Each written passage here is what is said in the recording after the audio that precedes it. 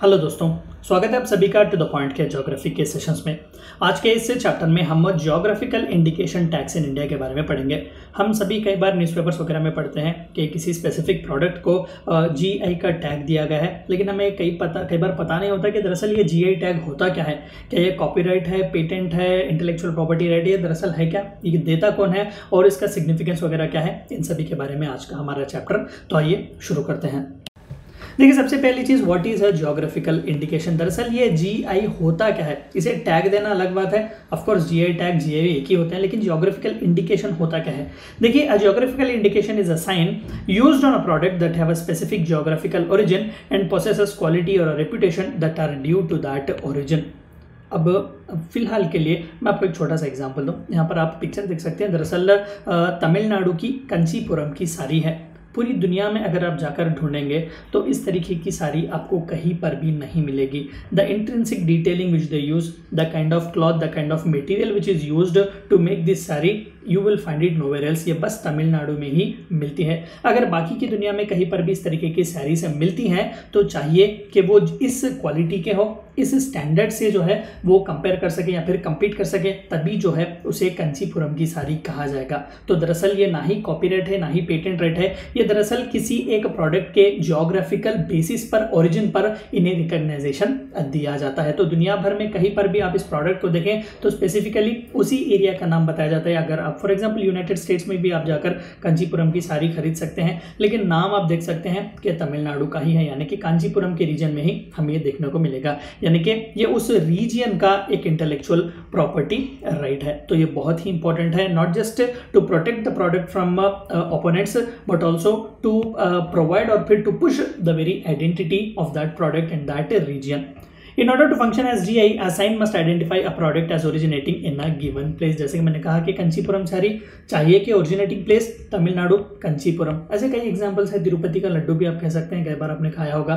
तो वो लड्डू पूरी दुनिया में कहीं पर नहीं मिलेगा, सिर्फ तिरुपति में ही मिलेगा। तो तिरुपति से उस लड्डू की आइडेंटिटी जुड़ी हुई है। तो इस तरीके के यूनिक जो प्रोडक्ट्स होते हैं, इस तरीके के यूनिक जो कोई भी चीज़ें बनाते हैं, मैनमेड हो, नेचुरल हो, उन्हें खासकर जीआई के टैग्स या फिर जीआई के इंडिकेशंस दिए जाते हैं।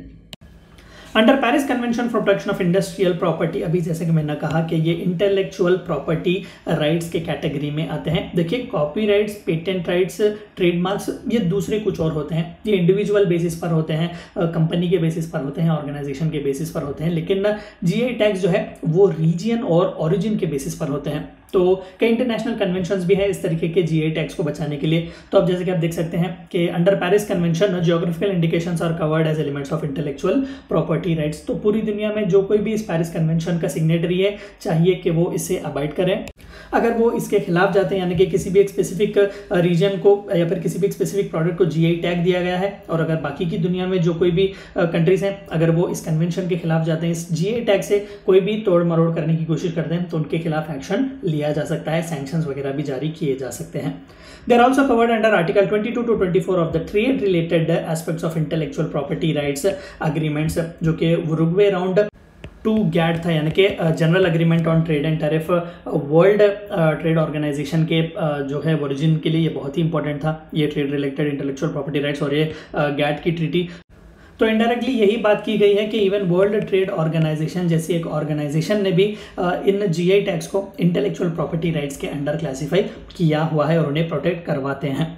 Proponent of GIs regard them as a strong tool for protecting their national property rights. Opponents, however, consider GIs as barriers to trade. Best example आप ले लें बासमती का जो चावल है, हरियाणा में बहुत अच्छी तरीके से उगता है, एंड इवन हरियाणा का जीआई टैग भी है बासमती चावल। लेकिन क्या सिर्फ इंडिया में ही उगता है?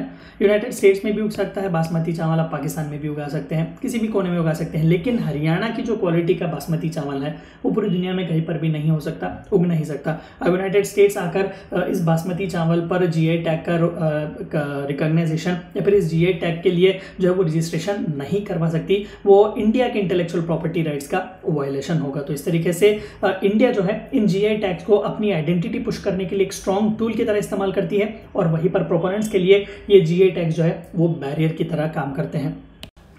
Just like copyrights, patent rights and trademarks, ये तीनों अलग अलग होते हैं। इंडिविजुअल बेसिस पर, कंपनी के बेसिस पर या फिर ऑर्गेनाइजेशन के बेसिस पर, प्रोडक्ट के बेसिस पर इन्हें दिया जाता है। लेकिन ज्योग्राफिकल इंडिकेशंस ये ओरिजिन और प्रोडक्ट का क्वालिटी के बेसिस पर दिया जाता है। The tags are provided similar rights and protection to holder. तो जिस तरीके से कॉपीराइट्स, पेटेंट्स और ट्रेडमार्क्स में हमें प्रोटेक्शंस दिए जाते हैं, अगर आप इनका वायलेशन करेंगे तो पेनलाइज करते हैं, अरेस्ट वगैरह भी किया जा सकता है। तो इसी तरीके से जीआई टैग्स भी जो है इसी तरीके का प्रोटेक्शन पाते हैं।